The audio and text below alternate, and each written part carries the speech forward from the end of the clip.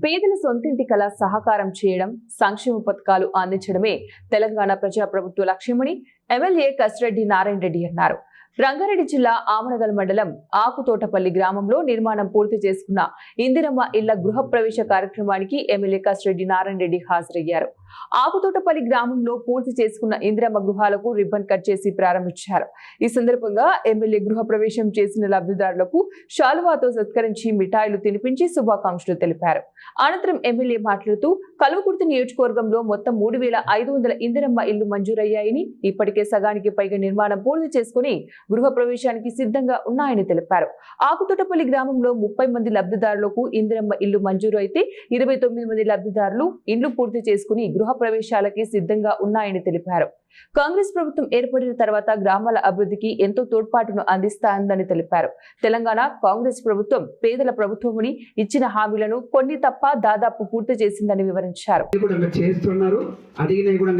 మన ప్రాంత వాసి ముఖ్యంగా కాంగ్రెస్ ప్రభుత్వంలోకి వస్తే చాలా కార్యక్రమాలు చేస్తామని చెప్పిన దాంట్లో 1-2 తప్ప అన్నిటి మీద కూడా ఫోకస్ పెట్టి చేస్తూ ఉన్నారు. అందులో ఫ్రీ బస్సు అందరు మహిళలు దీన్ని అవైల్ చేసుకుంటా ఉన్నారు.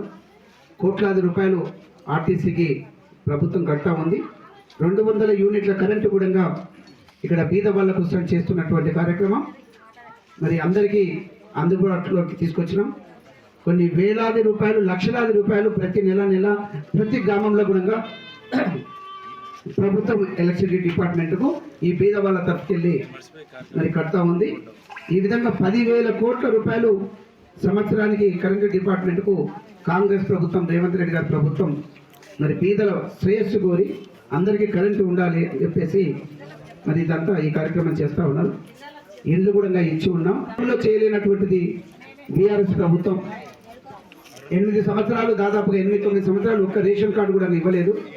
ఈ కాంగ్రెస్ ప్రభుత్వం, రేవంత్ రెడ్డి గారి ప్రభుత్వం మరి అందరికీ కూడా రేషన్ కార్డ్స్ ఏ ఒక్కరిని వదిలిపెట్టకుండా అందరికీ ఇవ్వాలని చెప్పేసి అందరికీ ఇచ్చినారు. ఇవ్వడమే కాకుండా 6 కిలోల సన్న బియ్యం కూడా అందరికీ వచ్చే విధంగా, అది కూడా ఇంకోసారి వెంబడెంబడే పోయేసి నెలకు 15 రోజులకే తెచ్చుకోవడం కాకుండా 3 నెలలకు సరిపోయే విధంగా, అంటే ఒక వ్యక్తికి మరి 6 కిలోల లెక్కన ప్రతి నెల కంటే మరి 18 కిలోల సన్న బియ్యం కూడా మరి ఇప్పుడు తెచ్చుకుంటున్నారు. దేశం లేనిపోని మాటలు మాట్లాడుతూ ఉన్నారు.